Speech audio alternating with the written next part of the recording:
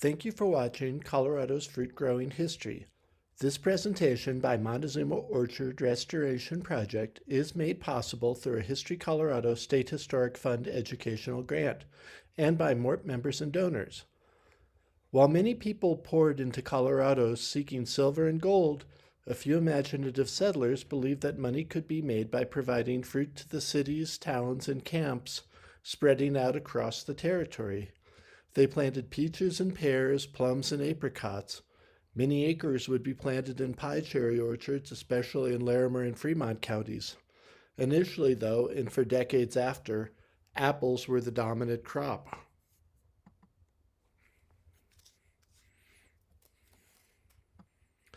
The earliest documented planting of fruit trees in Colorado occurred in an April snow in 1847 in Hardscrabble, above the Arkansas River near Florence. But it wasn't until the Pikes Peak Gold Rush a decade later that the experiment of commercially growing fruit in Colorado would begin. Until that point, Colorado was a place to go around. We must remember that people were living here as their families had been for generations, and what was Western expansion to the Americans was genocide to the indigenous peoples. For this we are sorry. The past cannot be changed, but it should not be forgotten.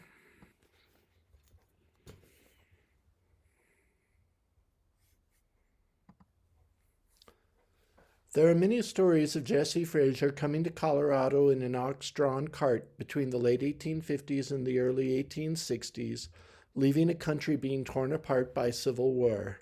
He settled on the south side of the Arkansas River in what would become the town of Florence.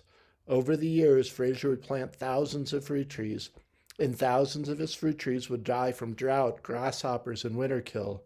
Frazier persisted until he was considered to have the finest orchard in the state. Frazier is also credited as having one of the earliest nurseries in Colorado, selling the fruit trees that would impact generations of fruit growers. It was also on Frazier's farm that a chance seedling named the Colorado Orange Apple would originate.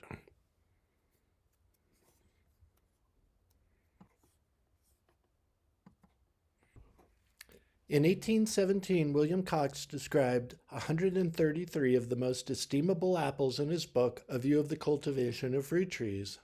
By 1905, W.H. Reagan would list over 17,000 varieties of apples in his work, The Nomenclature of the Apple. In the USA, the 1800s were known as the Golden Age of pomology. As the Americans spread across the continent, they brought seeds and scion, fruit and trees with them in the wagon, boat, saddlebag, or via the U.S. mail. Horticultural societies, county fairs, nursery catalogs, and grower magazines provided knowledge and materials. People moving into Colorado took advantage of the greater varietal diversity, especially cultivars known to them back home in Vermont or the mountains of Tennessee. Captain Rockefeller's Fruitmeier Orchard, now the Holy Cross Abbey in Canyon City, had over 60 varieties of apples.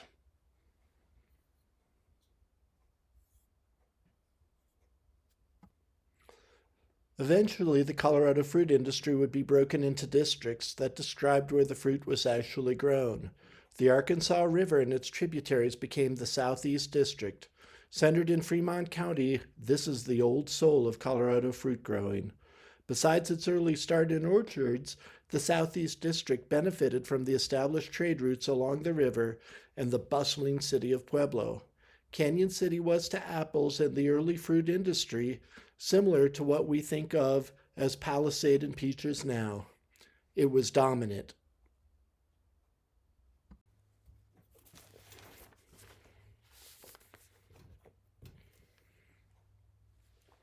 The historic Northeastern Orchard District is the Platte River and its drainages from the Wyoming state line down to the South Denver suburbs.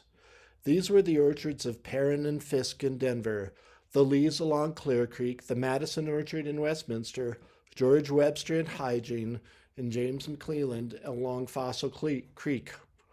Initially, the Northeast District was favored with its ready access to markets from Denver to Fort Collins. This proximity proved irresistible to pressure from development, especially as codling moth became endemic and the wormy apples unsellable.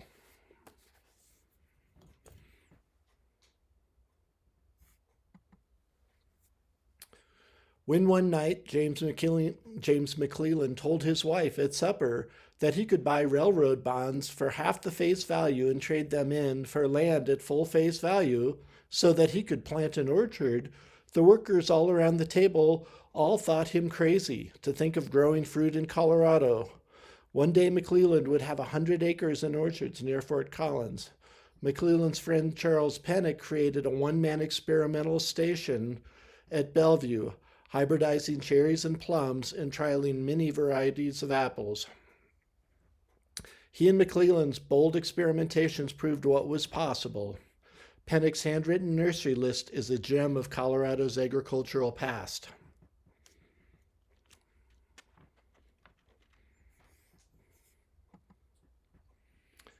In spite of reports that the western slope was a wasteland best left for the natives, William Pabor appeared into the Grand Valley and saw its future in orchards. After the Utes were forcibly removed, fruit trees flooded the Grand Valley and all of the rivers from which it fed. By 1911, the Grand Valley had $1 million crop, mostly apples, still free from codling moth. The favorable climate of all of the western slope also made it possible to grow peaches commercially, which had been impossible on the Front Range before this. The economic impact of the fruit industry went beyond the trees. Construction crews built the packing sheds in which workers, often women, sorted and packed fruit. Jobs were created in product supplies, marketing, and graphic design. The wooden barrels of back east were replaced with wooden boxes in the west, complete with distinct logos. Transportation and shipping, including horse-drawn wagon, the electric Interbahn train line across the Grand Valley, and the railroads that connected the western slope to the bigger markets were essential in building the industry. Grower associations were formed to market and manage western slope fruit. Slowly, the Colorado fruit industry moved to the west.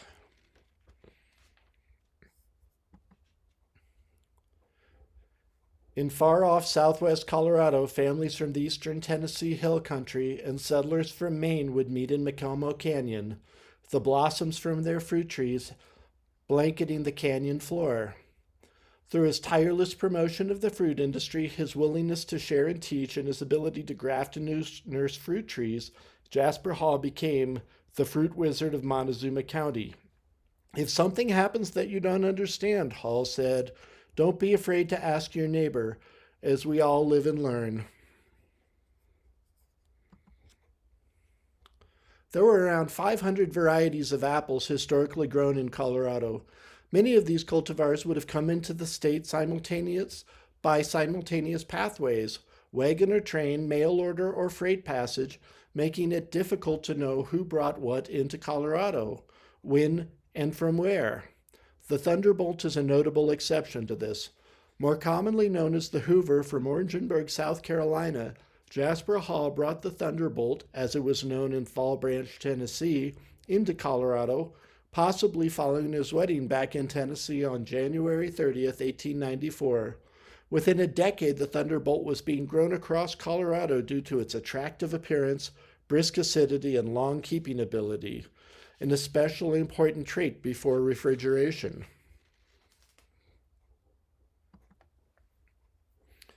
When state horticulturist E.P. Sandston surveyed the Southwest District in the 1920s, he thought it could be the finest orchard district in the state, but for the difficulty of transporting fruit from such a remote location. There is discrepancy in the record, but at the Louisiana Purchase Centennial Exposition, also known as the St. Louis World's Fair, Colorado won either 4 or 5 gold medal premiums for apples and peaches. Montezuma County won 3 of those. In spite of this, the remote location consigned peaches to local markets, though apples were shipped out on train and later by truck when the crop was good and the demand was high. Much of what we know about our early fruit history comes from the growers in their own words, as recorded in the State Board of Horticultural Reports. Originally the State Bureau of Horticulture, a grower organization, in 1893 it became an official state agency with the promise of an annual budget. There was concern among some of the growers that making the board a government agency, the growers would lose control and not be represented. By about 1915, the State Board of Horticulture report became the report of the state horticulturist, a decidedly government report.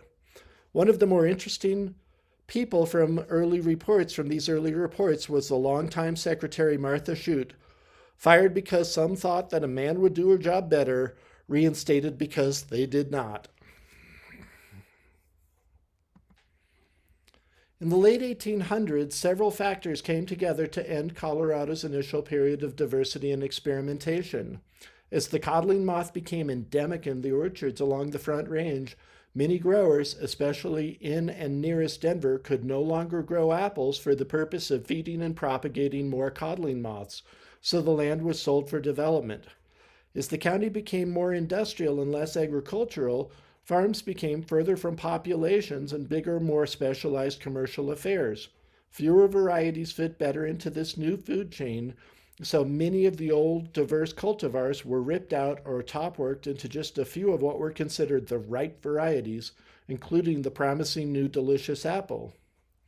The Hatch Act of 1887 developed the relationship between state agricultural extension and land-grant universities, spreading consistency and control over the agricultural economy. These are grand park-like orchards planted on seedling rootstock producing the same large trees as in previous plantings, the difference being what was in and not in these orchards. Whereas George Halls had more than 20 varieties of apples in his beloved orchard over several acres in the late 1800s, by 1940, D.V. Burrell would have no more than 3 or 4 types planted on more than 240 acres in his new orchards west of Cortez. Having so many trees of the same variety all blooming at the same time was less than ideal at altitude with its irregular frosts. When there was a crop, it all came ripe at nearly the same time, requiring larger harvesting crews. When they bore big, beautiful crops, however, these orchards were economic powerhouses of commodity agriculture.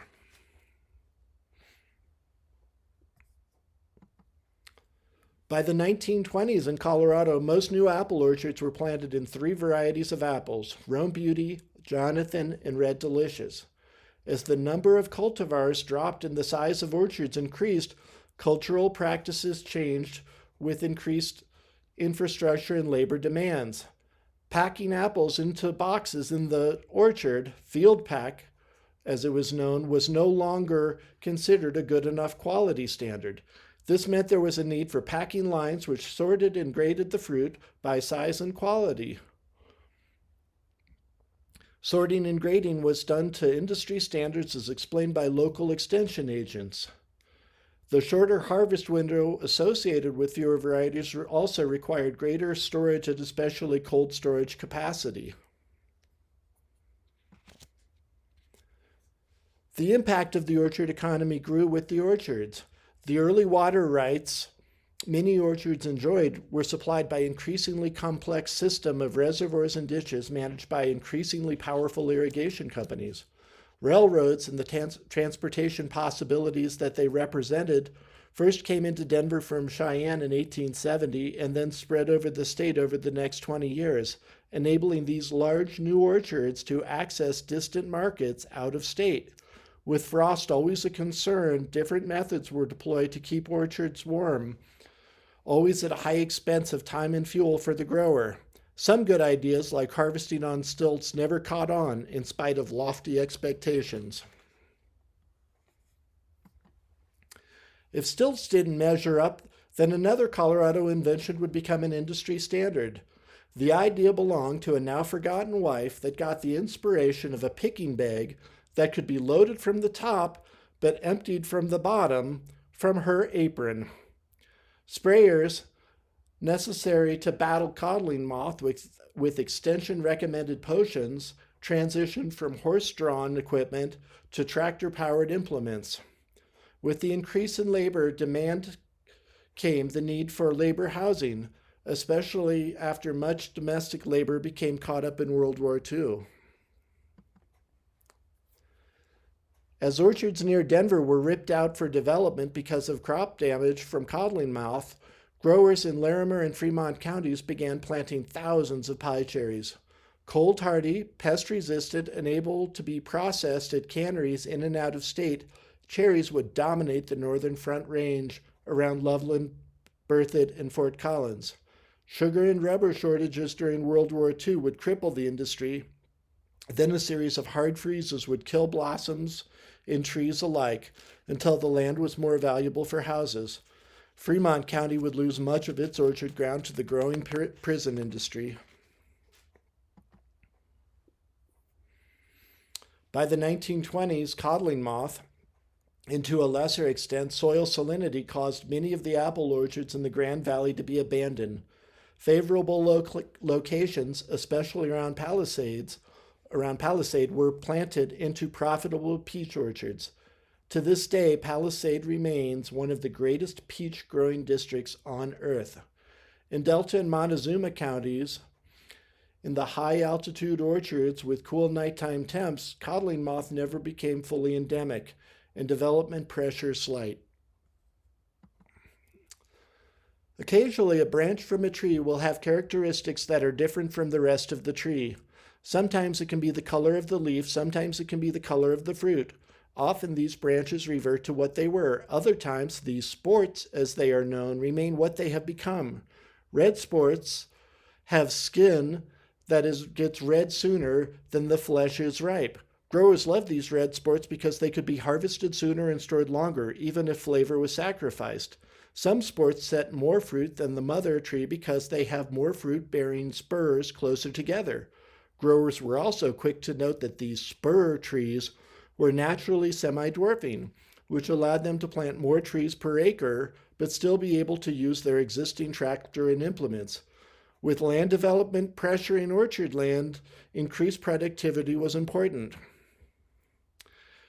As precipitous temperature drops destroyed Front Range trees and industry, the new highway and the recently available DDT would lead to a revitalized Western district. In Europe, the need to plant more trees per acre was evident even before World War I. Researchers, especially in England, began developing rootstocks that would dwarf the size of the tree that was attached to it. Initially, these dwarfing rootstocks gained popularity back east, with Western growers preferring semi-dwarfing spur-type trees. By the 1980s, when over half of all the apple trees planted in the U.S. were some type of delicious, the market for these apples collapsed. Consumers had discovered Braeburn, Fuji, Gala, and Granny Smith. Some growers in Colorado switched to new varieties on dwarfing rootstocks. Others decided against the investment and got out. Many of Colorado's most iconic growers, including the Talbots, Elas, and Williams, managed to make this transition. By the 1990s, as the new plantings were on dwarfing rootstocks attached to trellising systems, orchards began to look like vineyards. As the geometry of trees and orchards changed, so too did the concept of an orchard. Trees in earlier plantings were meant to be passed on across generations. Now, new orchard trees were expected to get torn out and replanted after a decade, replaced with the trendy new cultivar of the day. Throughout the 2000s, two new trends have emerged, both concerning apples. Crops in Mesa County used to be about 75% peaches and 25% apples. Today, Talbot's, the largest packing house in the Grand Valley, no longer packs apples due to the lack of crop. Delta County used to produce about 75% of their crops in apples, with 25% of the crops being in peaches. Now 75% of the Delta County fruit crops is in peaches, with about 25% in apples. Ironically, because of the rapid growth of Colorado cider industry, the demand for Colorado apples is growing. Across Colorado, remnants of our fruit-growing heritage remain. It could be a couple of lines about apples submitted to the county fair found in a historic newspaper, or a tree left along a parking strip in suburbia hidden in plain sight. Perhaps there is an unknown cultivar laying down in an old orchard in the remote counties of rural Colorado. The trees connect people to place. They are the still living part of the story. If the history is forgotten, the artifacts are discarded, and the often last-of-a-kind cultivar is cut out. The trees are part of a cultural landscape. Together with houses and barns, fruit stands, packing sheds, and irrigation ditches, they document people and economies, ideals and opinions about what to plant, how to prune, and how to grow and sell fruit. Orchards can provide additional support for historic designation, but are often either completely overlooked or scantily noted. But when enough sites are documented, they can be put into a historical context that can describe and compare age and likely cultivars. It helps to connect all of the dots. Seen from the ground, the trees blend so much into the landscape as to be unnoticeable. But the varieties chosen and the spacing of the trees in the orchard are as culturally relevant as the peaks, porches, and gingerbread trim on the house. They all contain information. Remember, the trees are living things, often long-lived but mortal. They become cultivars because someone somewhere found a seedling apple and liked it enough to graft a clone to make a copy. These rare cultivars now rely on us to repropagate them and to pass them forward. Preservation through documentation may be the only way to keep parts of this history alive. But as the living grafts of the old trees need orchard ground to be planted in, the stories and pictures, structures and awards, as documented, need a digital space to be grown and maintained. MORP is a part of state and national efforts to create a shareable database that contains the personal accounts, the barns full of wooden boxes, the old apple rollers, the granaries, cabins, chicken coops, barns, outhouses, the silver medals from the St. Louis World's Fair, all that still exists in Colorado, though nearly forgotten.